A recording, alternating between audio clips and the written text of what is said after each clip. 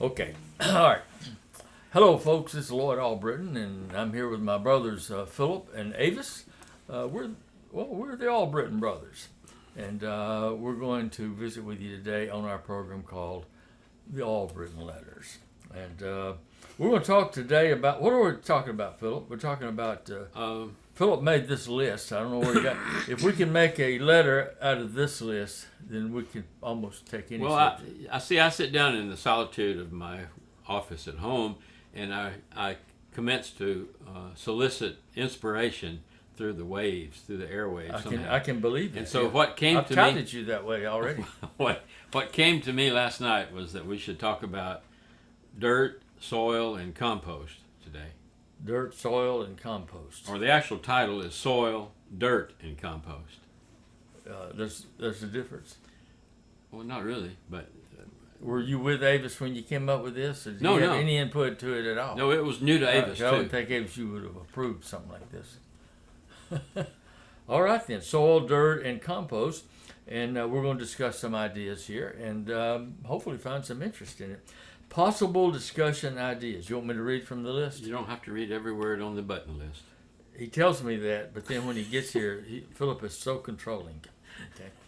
Well, I'm glad to see that we did get Avis off of the syrup can from the last episode.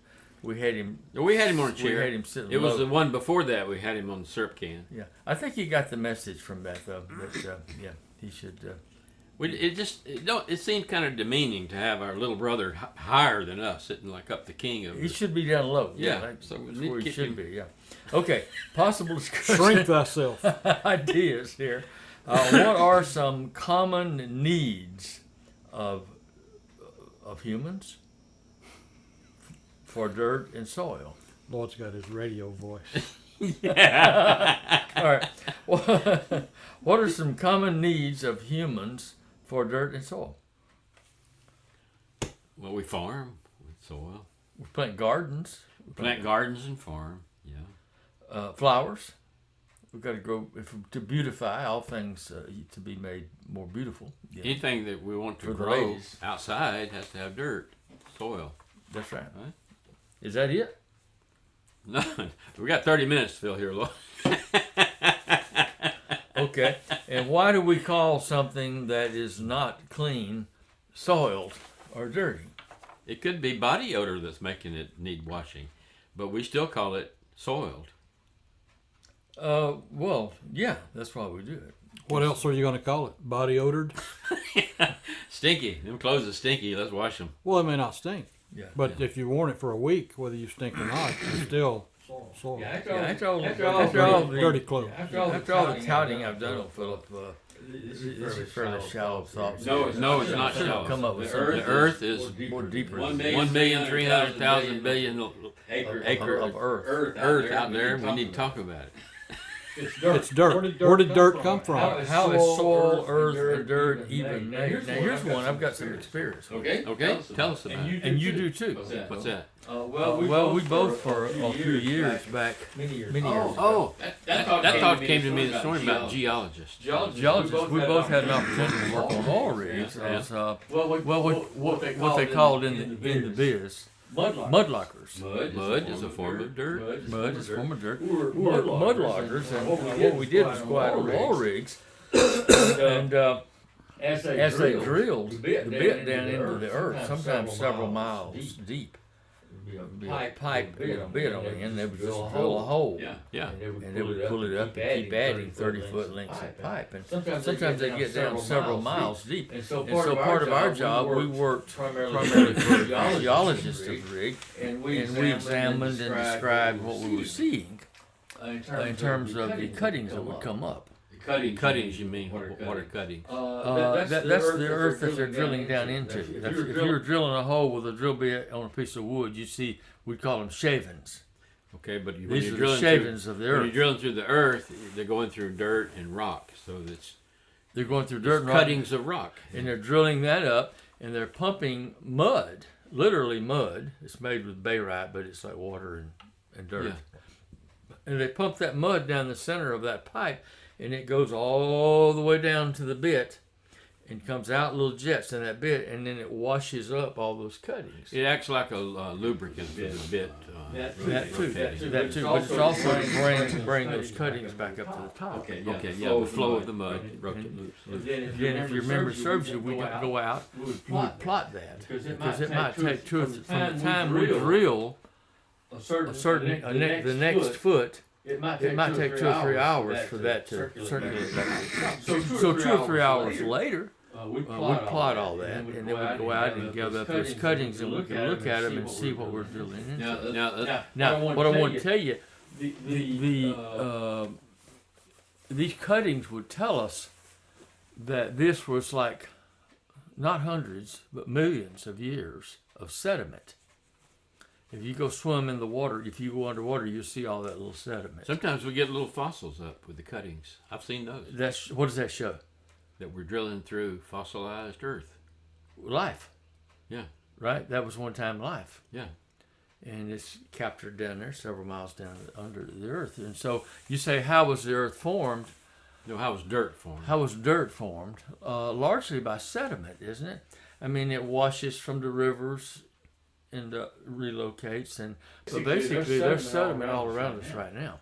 If you don't believe it, just don't clean your house for like a week or two. Well, and you'll see it all settle on your furniture and in your windows. The ages-old rocks that are under us was formed by sediments, right? But I'm talking about the ground that we're walking on. We plant the garden in, the dirt. How is that made in general? Well, it's made from sediment and from what? Sediment from what? The sky? Material. Matter. The big explosions in the sky. Let me enlighten you, Lloyd. Let me explain something. I was trying to get you to get to this point, but controlling me. You're trying to control what I'm saying. The dirt we walk around on, all it is little tiny little breakdown pieces of rock. It used to be rock, and it's broken down over eons into tiny little particles, molecular size, that becomes dirt. And that dirt has it used to be rock. All of it used to be rock. Au contraire, I would say that it happens just the opposite way. The rock becomes rock after many years of sediment. Well, that's true too. They're both true. We're both right. You're both right. Okay. Or we're both wrong. But now we know that water. What's the chemical formula for water? We're talking about dirt. Okay, but I'm just asking you. You're right. H2O. H2O, right? That's hydrogen. H2. Two parts of hydrogen and 1 part of oxygen. Now dirt has a formula too, doesn't it? Well, I suppose so. It's made up of some chemical. How many of those chemicals are there? I don't know, 100 and something or 112. We had to memorize that chemical table, remember? Yeah, but in school. Well, dirt is made up of, I don't know what the chemical combination is. Avis has lived extensively in the Philippines, and he knows what kind of plants thrive there, and it's partly due to the climate, the weather, but it also has to do with the makeup of the soil. The makeup of the soil there comes from the lava that created the islands. It was volcanoes that created these islands in the mountains over there. And so that lava over the eons, it became broke down and became the soil that is on the part of the land there. Well, right? That's true. Yeah. So the chemical makeup of the soil that comes from lava rocks is different from the chemical makeup of dirt. Which is basically silicon. Well, sand comes from a certain kind of rock too. That's true. But this black dirt that we have comes from a certain kind of rock that was here. In this. But it's all just matter, which was organized and became a habitable place. Now you're going back to live and grow. You're going back to the religious perspective. That is a viable perspective. Since we're talking about dirt, I read something on the internet, which I will know is true. The internet. You read on the internet. It's got to be true. A tablespoon of dirt has more organisms in it than there are people on the earth. A tablespoon of dirt has more organisms in that tablespoon than there are people on the earth. You're talking about microscopic life. I'm not here to define it. That's just what I read. Well, everything goes back to the earth. I mean, if an old cow, That's a lot of dies in organisms. the The point woods, being, it's a lot of organisms in that spoonful of dirt. That's the point. As an organism, it might be, of course it's microscopic. You couldn't put 4 or 6 billion anything on a tablespoon. so everything goes back to the dirt, even mankind. Remember the Bible? We all come from the dirt. Pardon me. The Bible says from the earth and back to the earth. Exactly. So turn back into earth. they talk about all the organisms in a tablespoon of dirt. Goes to the next question I had, which is dirt edible? Is there some way that dirt could be beneficial if we were to eat it? Does it have bacteria in it that might be There's got to be deadly? certain parts of it because that's where we grow our vegetables from. That's where the growth springs forth from the dirt. So there's got to be some parts of it that's edible because it becomes radishes and rutabagas and carrots and turnips. There's a psychological abnormality defined in the DSM of people that eat dirt. Now, old Charles Gibson used to eat dirt. I saw him get off the school bus one time, and he ran over the ditch, and he was showing out, but he would eat dirt. It's a well-known meme on Facebook that they come up with this little kid's got dirt around his face and all. Mm-hmm. It says if he eats dirt when he's little, he gets immunities, and he develops immunities for future diseases he might. Who said that? It's just a meme. I mean, I don't know who said it, but it's just propaganda on Facebook that when you were little, if you ate dirt, you gained some immunities. I don't know if it's true or not. Well, you might gain some immunities, but your health might also suffer. It's not necessarily from having a plate full of dirt to eat for supper. It's because of the exposure that you get by microscopically certain things absorb into your body that are helpful to you. It's not like you need to go have several bites of dirt. Well, if you ever eat turnip greens, you're going to get a little dirt. Yeah, it's in everything. There's a little bit of dirt in everything we eat. How do those plants like tomatoes and okra or whatever got roots down in the dirt? How do those plants get nutrients from dirt? You go into the God particle now. No, this is science. Science right here. Yeah, but it's God made it that way. It's how does believe God made it. How does it work? But God, I see as a scientist, everything He does can be explained if we only knew. Of the highest level, yeah. Of the highest level. But all I'm asking is how does the plant suck the nutrients out of the dirt to make okra? Well, part of it comes from the sun. Part of it comes from what's in particles in the air. Because you can't put it in a vacuum and it won't grow the same. And if you don't have any sunlight, it won't grow the same. It has. You remember Phillip from our oil exploration days? There are two things necessary to produce oil: is permeability and porosity. Okay. Explain those. Porosity. You have to have a reservoir that will hold liquid. Right. Okay. There can't be no oil there if it can't hold the fluids. And then you have to have permeability, which is the ability of that oil to flow from here to there. And usually we look for sand. That's where your oil is usually found in sand beds because it can flow. Think of sucking a straw through crushed ice. Right. So that's if you we used to do an old experiment in science class when I was a little boy.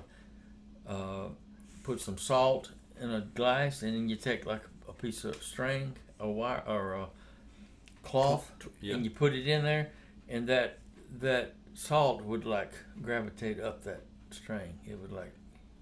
So that's roots. You got roots going all down into the ground, and it pulls out all those vitamins and minerals and makes an oak tree or a flower bush or whatever.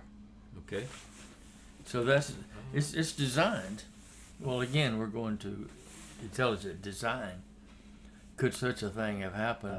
I don't understand it. Well, there's some soils Looks are like an better. intelligent Some design. soils are better for growing things than others. Oh yeah, learn that in ag class back in on the hill. Yeah, that's true. You got dirt.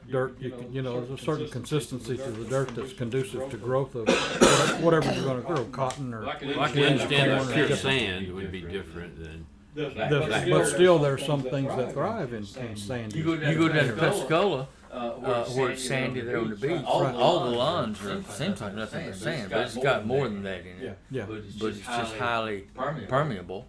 If it rains on it, it's going to soak it up in no time. You know, whereas you get up in North Alabama and you look at all those clay hills. Clay will just hold water. Water won't seep through it. But you have to have a little bit of mixture of those soils, get something to grow. There's minerals and vitamins in it. As a rule of thumb, the darker the soil, the better, the more minerals and things that has in it. Do you know anything about the science of things that chemicals that we could add to soil to make it, bring it up? Like if we took a pot of sand, can't grow okra in sand. But is there things that we could add to the sand to make the okra grow? Yeah. That's what's in fertilizer. You got triple. Fertilizer. What you got? Phosphorus, nitrogen, and You got to have the right mixture based on what you're putting in. based on what You need to know what you got to add. That's right. What does it take to grow a tomato? But you still, and well, I know we're talking about soil and such, but you still, if you heard of hydroponics, you don't need dirt to grow vegetables. That's right. You can grow it strictly with water.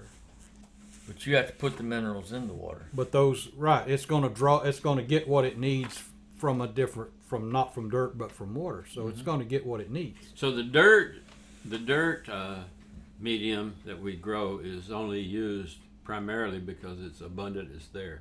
We have it in our yards. Right. Yeah. Instead of doing the science of hydroponics or whatever, But why is it just normal everyday dirt? If I go out here in Lloyd's backyard and I dig up some dirt and put it in a pot, why won't just anything grow in that pot of dirt? Well, you got to be a pH. You have to have the right pH level. It has to have a certain amount of acidity or non-acidity. The pH versus acidity. You got to have a good balance. You got to test it some way. There's a way to test it to see if it's conducive to grow whatever you want to grow. And just out in the yard, generally, if you drop something out there, it'll grow eventually, but it'll grow better if you do this or that. Or if you add something to it, it'll grow better. Well, part of our title here is compost. Compost is one of the things that helps us reach that balance. Let's talk about compost. Where are you going, Lloyd is oblivious to the concept of continuity. You can edit that part. You can put the camera on there. That's choice material right there. Zelensky and Trump. I'm out of here. I haven't noticed that Philip seems like he don't put the camera on me as much as he does. No, I'm getting the I camera. call BS on that one. I'll talk to my agent about that. What is it? Let's talk about compost. Compost is what? What is compost? Compost is rich. It's a biological breakdown of organic matter. It just becomes part of dirt. It's organic matter. It just seems like it takes forever for that stuff to rot. I put it in my compost bin, and I go out there and I shovel it up a little bit. We got to wet it. There's got a process that happens with all the little microorganisms in there. There's a process that happens. There's a lot of worms in there. Yeah, well, that's what they're helping. The worms The worms are going to poop all over the stuff, and it's going to develop those microorganisms again are going to be working over time to make that into a viable, useful substance. Did you know that worms actually eat the dirt? Yeah. They eat it and poop it out. It just goes through their bodies. That's what makes it so. Have you ever bitten into a worm? No, I've been challenged. Sandy, gritty taste. I've bitten one. Not that you're aware of. I don't think I ever did. I took most dares I ever got, but I don't remember taking that one.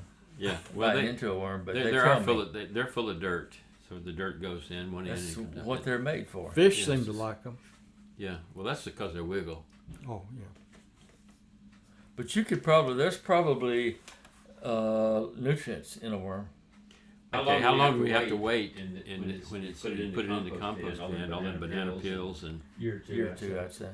keep shoveling it and add water and put leaves? I put all my leaves anymore. When I rake them up, I put them in. Eventually they rot. Well, they rot pretty fast. Now, the leaves will gather up when I don't rake them up as regularly as I should, and they get on the driveway, and I'll get out there and I'll have to scrape them up, and they'll just turn into a black.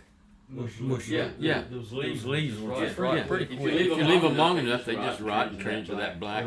dirt. Decomposed. Your cat will do that too if he dies and lays out there long enough. The cat will turn into the same thing. Cat will It turn takes a little into bit dirt. longer though, I think. But I take all my leaves and I put them out in my compost bed, and I save all my kitchen, my banana peels, my eggshells, anything. You're not supposed to do grease or anything like that. Bones. You can do bones. Bones will Decompose. decompose. And I take all that stuff and I get a little bucket full about every couple of days, and I take it out and I just throw it in my compost bin. I've used it when it's in the process. I'll take it and put it in my flower, in my garden some, mix it in with the dirt. And it continues to mulch even when you put it in the garden, doesn't it? Yeah, that process of decomposition continues. Yeah. Now they have a machine. I saw this on the internet. It creates a heat or something. You can put your eggshells in your banana peel. I'd never learned anything. This thing will. I don't know. That decomposition produces its own heat. If you ever go into shovel, You can add heat though. And if you got a horse stall where you keep your horses and they poop in there, you got some tree bark in there to line the floor so it's easier to get the poop out. That tree bark produces heat from all that decomposition that's going on. When you shovel into that pile of tree bark in the horse stall, it steams up. It's steamy. It'll get hot. It'll get really hot. And that's why when they pile the logs up at the place where they're processing the peeling on logs up in the evergreen or wherever they do it, they have to keep spraying them logs and keep them wet, otherwise they'll catch on fire. Because all them logs all that tree bark piled on top of each other creates heat, and if it's from some organic level decomposition that takes place, it creates that heat. But they have to keep sprinkler going on those logs. And that's part of the process. That heat is turning it back into dirt. The basic elements of Right. well, But it's producing heat. And I learned that a long time ago when I was shoveling out a horse stall, and I asked the boss why that steam coming up out there. Now you made the comment, Avis, about the cat. The cat goes out there and dies. He rots and becomes part of the The buzzards don't haul them Right, off. but if the buzzards haul him off and eat him, they take poop somewhere and it becomes dirt again. Yeah. always goes back to the dirt. Yeah. So getting back to that idea of the cat, it might be sacrilegious, but why? Part of burying, the concept of burying dead bodies, and having the ritual of coming for the earth, going back to the earth. Put it back to the earth. Is there something to that? Is there something contrived there of getting us back into the dirt to become part of the earth again? Or Well, I think it is contrived, but the whole process is really illogical, because they put us in these caskets that are not that Waterproof, watertight. but they don't degrade. What do you call that? Something. mummify? Or they? No. I'm talking about something that won't rot very well. Something that's Right. not compostable. Well, what do you call They that? try to preserve us. You know. Like plastic bags at the supermarket. Some of this stuff just won't deteriorate like it should. Right. So they put us in this box and they embalm us.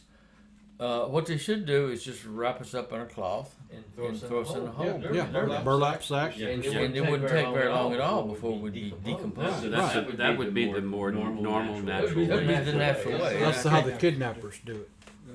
Yeah. Throw you in a hole, wrap you up in an old corn sack. Yeah. You know this? A couple of, well, I've watched TV. I saw it on the Did internet. you ever kidnap anybody? Where might they be found? Where my thought go with this kidnapping? Well, then you throw some lime on there. You throw some lime on there. Avis to knows help all them about the lime and all that stuff. decompose. And then, that lime helps it to decompose faster. That's why if you we used to throw lime under the house when your sewer lines stop up and you got all that poop under your house. You can get rid of that. You got to throw a bunch of lime under there to get it's it coming to my memory. Yeah, neutralize So it. the embalming and the preservation aspect of it goes back to religion and sanitation. Maybe they want it to be a superstition a lot. The government requires an embalming for sanitation purposes. You can't just put a dead body in the ground, they say. Sure. Yeah, I think the Jews do that. What's his name? Joe Mack passed away recently. You know, Joe Mack was a mortician for many years. Oh, yeah. And he used to work down in Pensacola. And he used to boast that the Jews in Pensacola would only use him because they have certain procedures. And he said they didn't embalm. They just buried them. Well, why do they regulate where you can bury a body? Government. They're always coming up with something that don't make sense. But it all goes back to the earth, back to the dirt. It all goes back to the dirt. And it would be better. Now, what about cremation?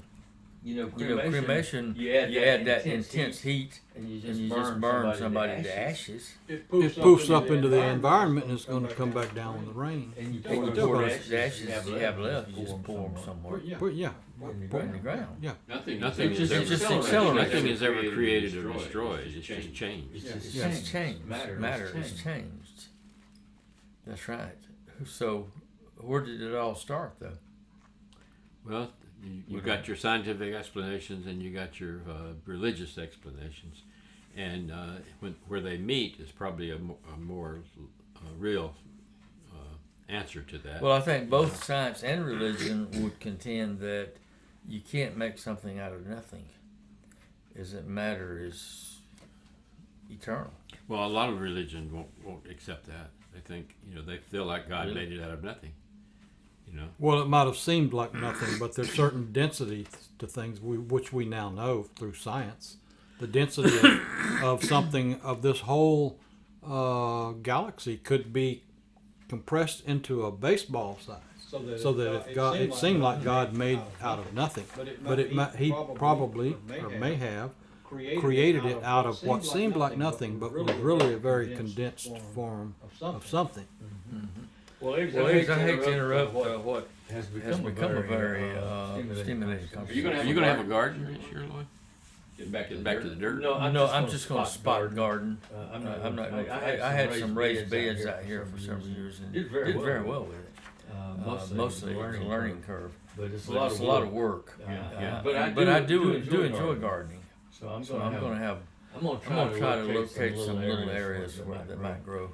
You got to have sunshine. Don't forget that. That's a big thing where you have a lot of shade trees. Yeah. You get nutrients from sunshine. It's all very I don't know the best word for it. Synchronized. Miraculous. The whole process of life. Yeah. Well, but in any event, you know what a miracle is? It's something that happens that we don't understand. Well, that's the way I see it. Yeah. That's what exactly. If you knew how to do it, you could be able to do miracles too. Right. Yeah. Now, I personally subscribe to the idea that there is intelligence in all things. I used to be a prolific reader of Ann Landers, and people wrote Ann all the time. You decided she was intelligent after all. Well, other people would write in and ask Ann about their plants would do well. If you play this hard rock and roll music, a plant would wither up and die. They just couldn't handle it. When you play some Beethoven. Is that Beethoven or Beethoven? I talked to the plant. If you play some Beethoven, the plant will do better. It's soothing. She talks to them like they were like a pet cat. Well, you see, I believe in that, really, in my core. I wouldn't let nobody see me talking to the plant. Why not? Although I may have been seen doing it. We're running out of time here. Well, that's what I've been trying to tell you. You play a violin for about 5 or 10 minutes. I've been trying to tell you we're out of time. We'll have some editing to do to keep us in line. Yeah, I have to shrink it up and cut people out and do all this stuff. Yeah, I never cut me out, though. I noticed you've been doing that. I don't cut me out. Yeah. Well, it's been large. This is Lloyd Albritton, and these are... Episode 5, These right? are my cohorts here. My brothers Phillip and Avis. my other brother Darryl. My other brother. And but in any event, Is that it on dirt? we've had a good. Is that time. all the dirt on dirt? That's all the dirt on dirt we can come up with. So anyway, remember the program is the Albritton Letters. So if you want to really make us feel good, do me a favor, just sit down, get you a sheet of paper and a pen, and write us a letter. Okay, just an old handwritten letter. See if you can do it. We love to hear. Put $1 in there. Just put $1 in there so we'll know you're okay. All right, we'll see y'all. All right.